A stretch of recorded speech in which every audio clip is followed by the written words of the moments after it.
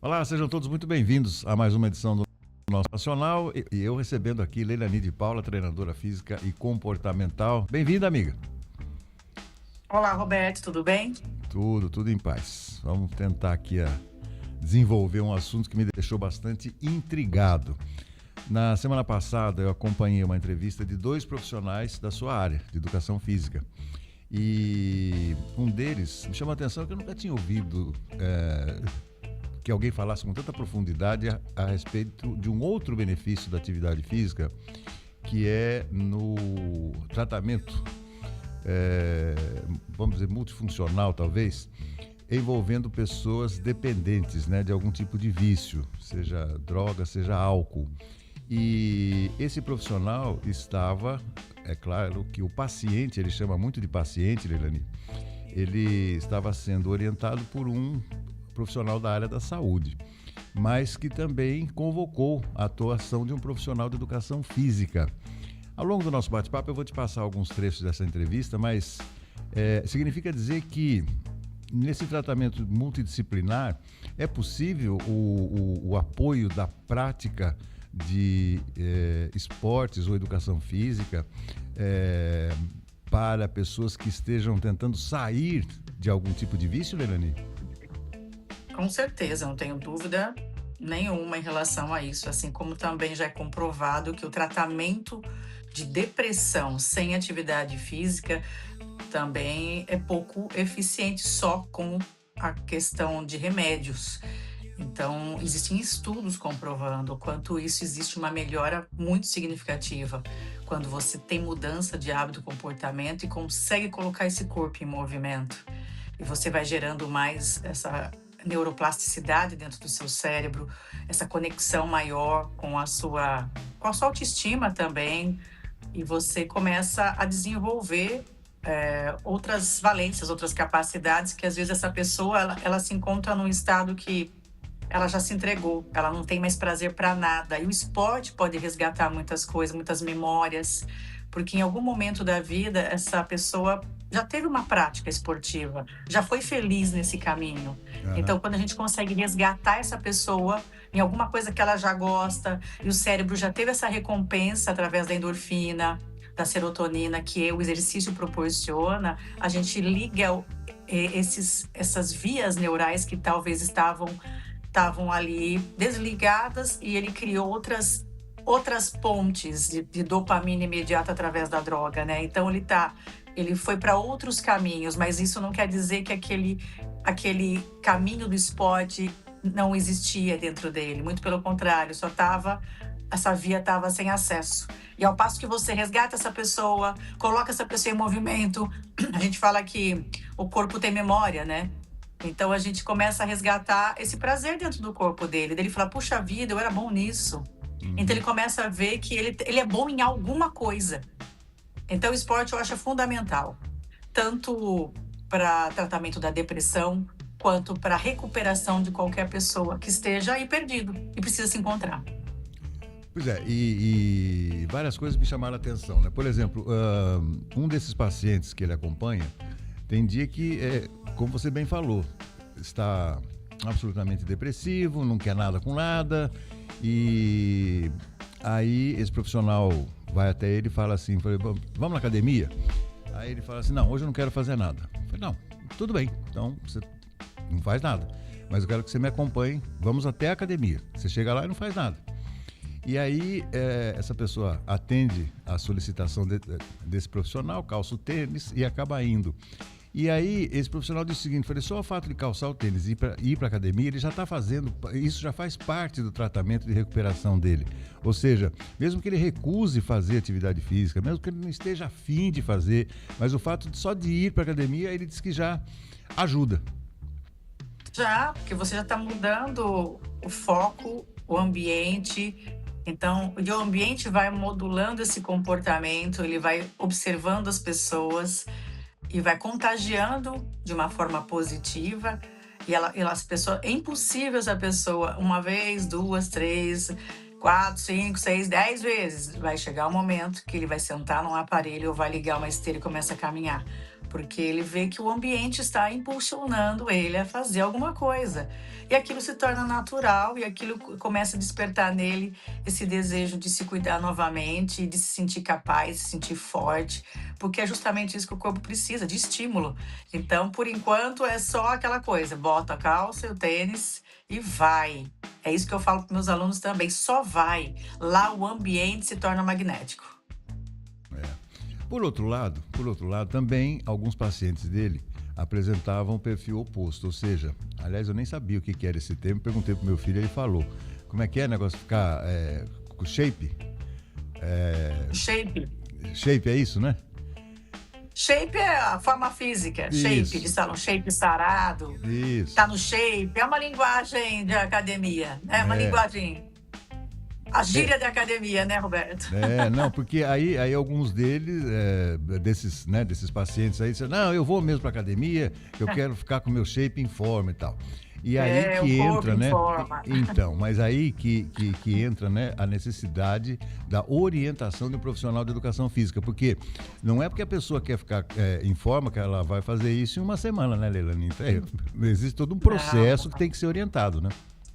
todo um processo e é individual, é biológico, é individual.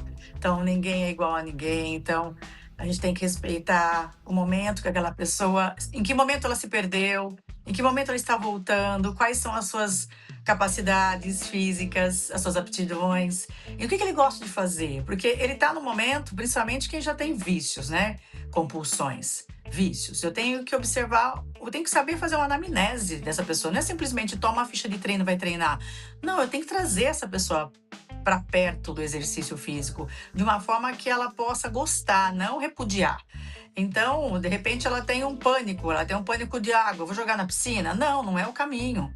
Então, eu tenho que descobrir alguma coisa, eu tenho que gerar primeiro uma conexão. O personal que só vai passando o treino sem gerar uma conexão, a probabilidade dele errar e essa pessoa não voltar é muito grande.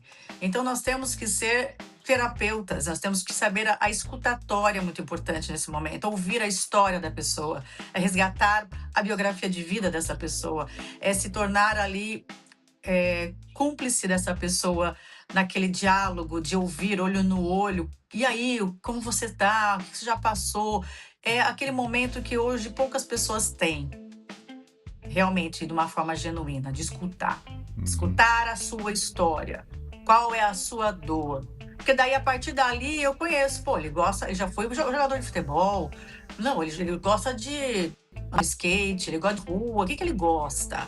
Então, de repente, é essa conexão que vai fazer com que eu crie um ambiente para ele treinar. Ah, ele não gosta de academia, ele gosta de rua. Então, vamos correr na rua? Vamos fazer alguma coisa fora da academia? Vamos andar de bike? Então, assim, eu preciso conhecer essa pessoa antes de passar qualquer treinamento físico, viu, Roberto? Eu preciso ouvir a história dela.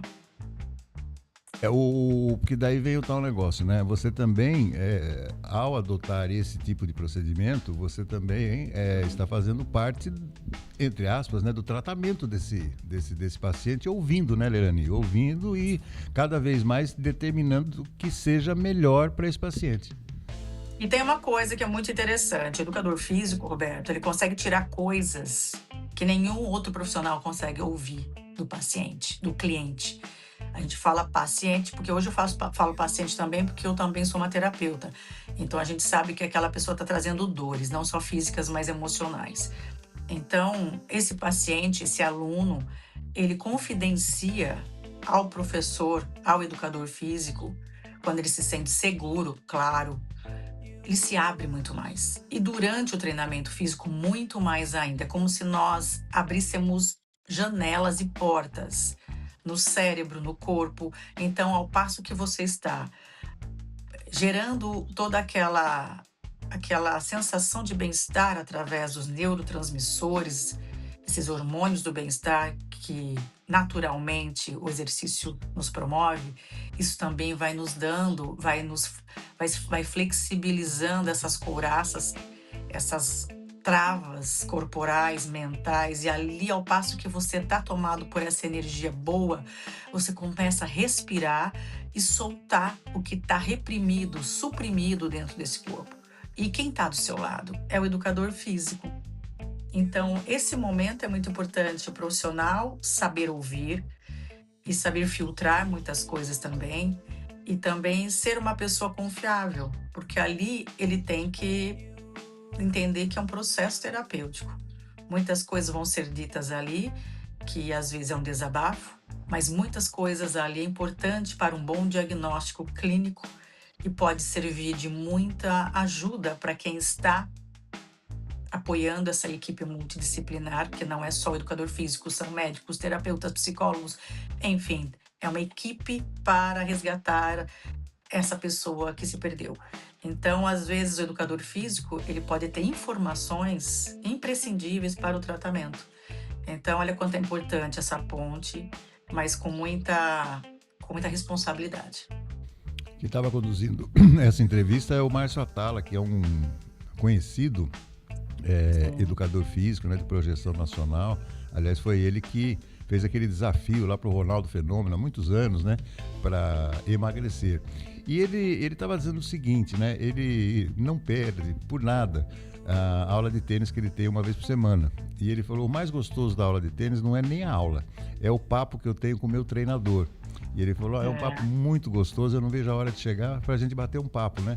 Tem a ver isso também, né, Leilani? Você unir é. essa coisa de você falar alguma coisa, falar da sua vida, perguntar da vida do outro também, alguma novidade. Tem isso, né? Muito disso, mas isso não rola com qualquer profissional. Eu tenho muitas alunas, hoje, as minhas alunas se tornam melhores amigas e confidentes. E elas falam: eu não consigo falar com a minha psicóloga o que eu consigo falar com você.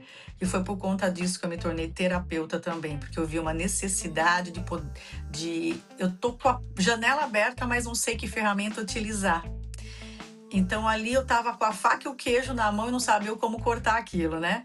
Então ali foi o momento que eu entendi que esse chamado, eu tenho esse dom e eu preciso explorar isso e ajudar essas mulheres. Então eu não sabia às vezes que caminho tomar, e ali eu falei: "Eu preciso me especializar nisso, porque durante o treinamento tudo pode acontecer e eu preciso orientá-las".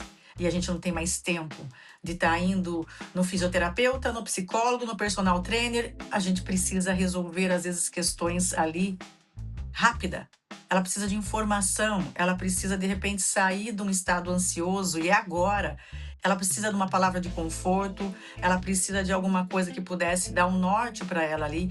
Então, esse é um dos motivos de eu me especializar na neurociência e como neuroterapeuta, para ajudá-las. Porque eu sempre observei isso, a facilidade que eu tinha de extrair daquela pessoa as suas dores, e às vezes as pessoas que nunca me viram na vida, Roberto, sentava ao meu lado e contava a vida dela. E olhava para mim e falei assim: "Nunca falei isso para ninguém. Eu tô te contando minha vida". Então isso já aconteceu inúmeras vezes, já cansei até de contar as experiências que eu já tive em relação a isso. As pessoas confiarem e contarem. Então, durante o treinamento físico, as pessoas não estão ali só para treinar. Eu recebo meus alunos assim: "Que saudade que eu estava de você". Então isso é muito mais do que um treinamento físico, é uma conexão mesmo. Então ali nós estamos cuidando de vidas e não simplesmente de corpos. E outra coisa, né? Hoje nós estamos na época da inteligência artificial, onde nós somos treinados para responder perguntas que nos fazem, agora nós estamos sendo treinados para perguntar.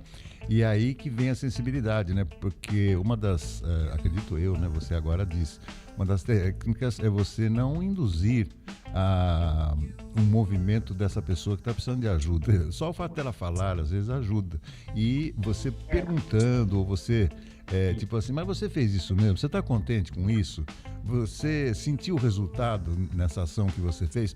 Essas próprias perguntas já vão trazer benefícios para a pessoa que está um pouco desorientada, né? Isso, eu não tenho que induzir, eu tenho que conduzir, é Isso. diferente. Tenho que ser uma boa condutora e uma boa ouvinte. E ali eu tenho que, de uma forma intencional, conduzir essa pessoa, porque nós temos as respostas para tudo, Roberto. Só que nós não sabemos fazer as perguntas corretas. Então, quando eu ouço, eu tenho que fazer realmente as perguntas certas. E daí eu pergunto para ela: "Você ouviu o que você respondeu?" Ela para, ela sente, ela falou: "É, acho que é isso que eu tenho que fazer". Então você está sabendo exatamente o que fazer, você só não sabe se ouvir e não sabe fazer as perguntas corretas. Então é esse o trabalho mesmo de uma boa terapia, de um bom condutor, porque na verdade as pessoas elas têm dificuldade em se encontrar no meio de toda essa bagunça, né. E a gente que está do lado de fora, a gente observa com mais facilidade tudo isso. Então até um bom amigo, quando você um bom marido, quando você vê a esposa falando, falando, falando, falando, você não tem que dar palpite nenhum, sugerir nada, porque só ela está vivendo aquele momento e cada um é um. Então você pode ter empatia, mas saber o que ela está passando, não existe isso. Então faça uma boa pergunta. Você fala assim: "O que que você gostaria que fosse diferente? Como fazer? O que você gostaria de fazer?". Então vai fazendo perguntas, não dando sugestões, não é palpite na vida do outro. Faça as perguntas certas para que ela possa se ouvir e você vai conduzindo isso de uma forma muito mais leve. Tá, né? A arte de perguntar e também a arte É, de ouvir. ouvir. Ou é claro que nós estamos falando, né? Não de pessoas, quer dizer, são pessoas normais, mas que necessitam de ajuda, porque o vício, seja o vício no álcool, né, nas drogas e tal, como o nome propriamente diz, né, Leilani, é muito difícil de você, inclusive, de ter a maturidade de buscar ajuda, né, Leilani? Porque tem gente que acha que consegue fazer isso sozinho, nem sempre, né? Não existe esse caminho sozinho, né, Roberto? Assim, mesmo até começar um treino, começar a ir para academia, tudo precisa de um auxílio, de uma orientação. Então, a gente tem que parar de tem que ter aquela questão de ser mais humilde mesmo e pedir ajuda. Mas eu entendo que o fato de a gente não pedir ajuda também diz muito de um trauma na infância. Então, olha quanto a gente precisa olhar para os comportamentos, entender a sua infância, resgatar essa biografia. Então, tudo isso eu faço no processo de atualização de memórias, né? Hoje, como terapeuta, neuroterapeuta, eu ajudo as pessoas a puxar esse fio e buscar onde tá vamos desatar os nós e onde está o início de tudo isso. Porque o que você está sentindo hoje na vida adulta é só um gatilho. É um gatilho de algo que ficou instalado lá no seu primeiro setênio da infância, o momento da infância que gerou ali um impacto muito grande, uma memória traumática, e ali você sentiu aquilo no corpo, e daí quando você vai crescendo, isso vai aumentando, vai potencializando essa carga que a gente fala de alostase dentro do corpo, e você não sabe de onde vem isso, porque você não tem essa memória. Mas quando a gente faz todo um processo de regressão de memórias para neutralizar essa sensação no corpo, para que você não apagar essa memória.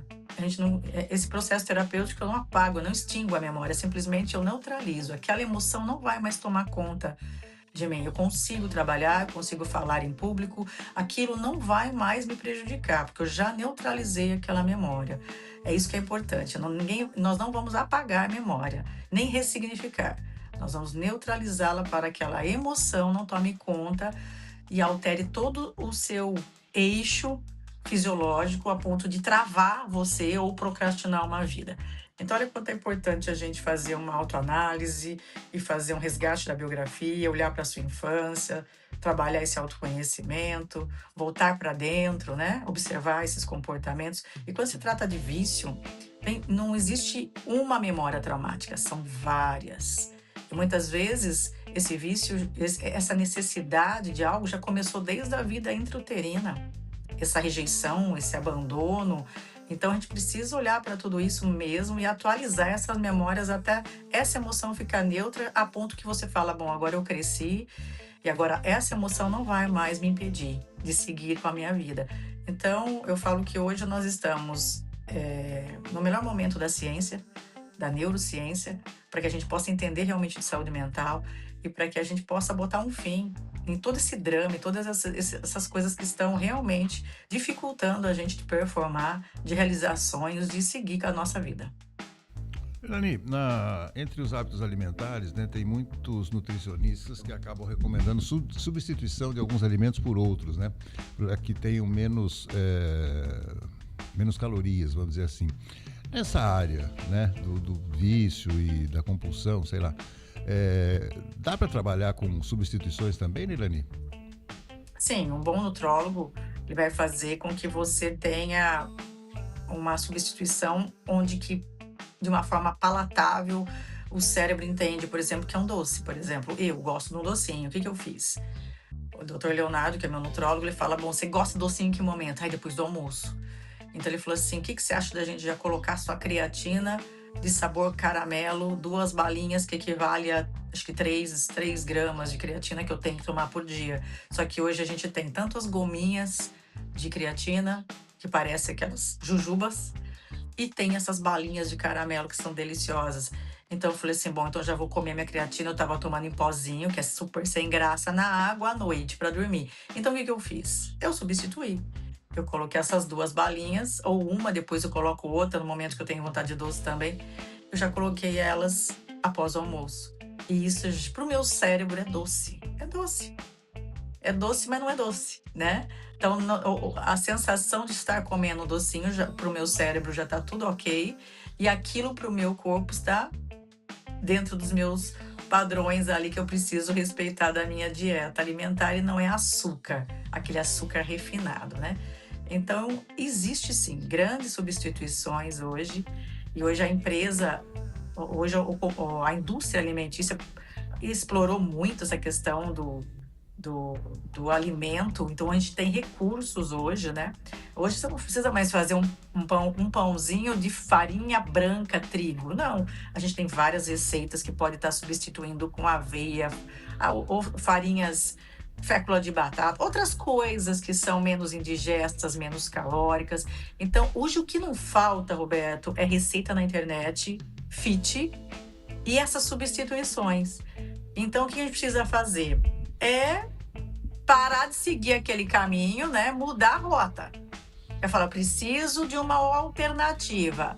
Qual a alternativa para essa receita? Você jogar no chat GPT, jogar no Google, você vai ter tudo. Não Sim, precisa mas mais do livro da avó, né? Não precisa mais. e se a gente. Tá, mas e se a gente levar isso aí? Por isso que eu estou tocando no assunto substituição, porque o vício ele entorpece. Ninguém tem um vício em algo ruim. Alguém tem um vício em alguma coisa que traz algum benefício, né? Por exemplo, vício em drogas. O sujeito fica fora de si, mas deve sentir uma sensação de alívio, de alegria, às vezes de euforia e tal. Vício na bebida. O vício da bebida pode trazer também, fica lá entorpecido, fora da realidade e tal. Agora, você troca aquele momento em que você consome droga ou consome álcool por uma atividade física, porque são coisas incompatíveis, né, Nolali? Você não vai chegar numa academia depois de tomar meia garrafa de uísque. E a mesma coisa, você não vai consumir alguma coisa e ir para academia. Ou seja, esporte e vício são coisas que não caminham lado a lado. Por isso que eu acho que pode haver uma substituição. Realmente, mas eu preciso ter um momento de desintoxicação. Eu não consigo pegar uma pessoa que ainda está num uso muito intenso da droga e já falar: agora você vem para academia. Ele precisa desse período meio de detox. Ele precisa começar a realmente trilhar outro caminho, até consolidar aquela via neural. Às vezes ele vai ter recaídas, várias vezes vai ter recaídas, mas que ele continue no processo de buscar essa outra via neural, essa dopamina um pouco mais de consistência, e não a via dopaminérgica rápida, que a gente fala que a droga é aquela coisa que já bateu, levou, né? Então é uma sensação de preenchimento, mas depois um esvaziamento completo, e aquela frustração, aquela queda muito brusca também de dopamina. Depois eu preciso de novo, e cada vez doses mais altas. Então eu preciso diminuir, dessensibilizar esse caminho para criar outros caminhos. Então isso é um processo que não é fácil sozinho, é muito difícil sozinho. Então precisa de apoio, família, precisa de uma equipe multidisciplinar, precisa de alguém que realmente ama essa pessoa do lado para ajudar. Mas antes de qualquer coisa, ele precisa querer muito, porque se ele não quiser, nada vai acontecer. Então ele tem que estar determinado a mudar. E ele tem que encontrar um motivo muito grande para que ele falar: não, eu não quero. Ele tem que tomar um susto muito grande na vida para falar: agora chega. Porque enquanto as pessoas estão tentando tirar uma pessoa que não quer ser salva, todos estão morrendo junto, né, Roberto? Então a primeira pessoa tem que querer muito. E ela tem que estar ali humildemente pedindo ajuda, porque ela sabe que vai ter recaídas, mas ela sabe que ela pode ligar para alguém, ela pode frequentar o AA, ela vai ter uma rede de apoio, mas ali todo mundo está ali ajudando. Mas se ele não quiser, nada vai acontecer. Ele vai contar quantas mentiras forem necessárias para que ele mantenha o seu vício escondido. Então as pessoas ao redor vão adoecer, vão cansar. Então não é um processo fácil de se lidar. O vício não é, principalmente em droga. A bebida é a mesma coisa. As pessoas quando falam, eu tô curado, mas continuam bebendo escondido. E isso acontece com muitas pessoas e com muita frequência. Eles acham que enganam, né? Acham que se enganam e enganam as pessoas, né? Mas realmente, falar de vício é um comportamento que a gente tem que estar o tempo todo monitorando e tem que ter uma paciência muito grande, uma equipe muito grande para dar esse assessoramento à pessoa, mas antes de qualquer coisa, ela tem que estar muito a fim de mudar, porque ela sabe que ela vai ter vários momentos ali de recaída. Então, esse assunto aí dá para a gente falar muito sobre ele, porque não é um processo tão simples assim.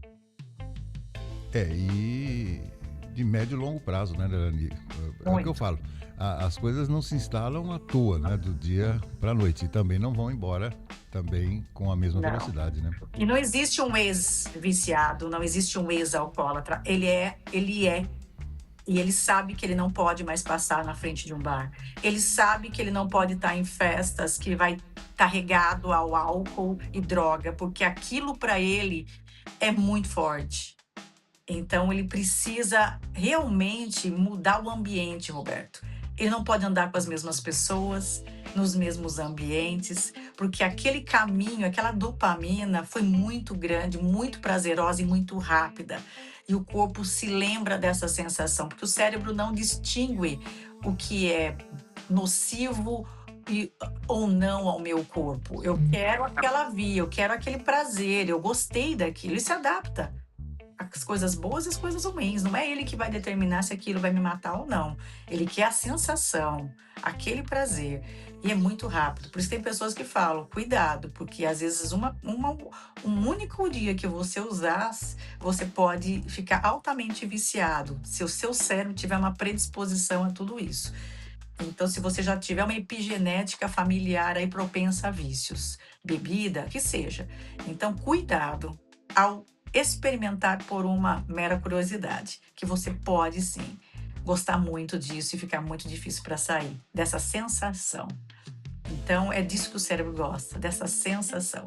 Mas também ele gosta da sensação do exercício físico, só que é uma dopamina onde exige um caminho a ser construído com uma consistência até gerar essa disciplina, esse hábito, né? Agora, uma cocaína, uma bebida, é muito fácil você já sentir esse prazer todo. Qual foi a sua dedicação para isso? Quanto tempo você precisou se dedicar para isso? É muito rápido isso. É até tomar muito cuidado mesmo e não ter curiosidade com essas coisas, porque a gente já tem inúmeros relatos de quantas pessoas já perderam a sua vida, estragaram as suas famílias por conta de vício, né? Sem dúvida.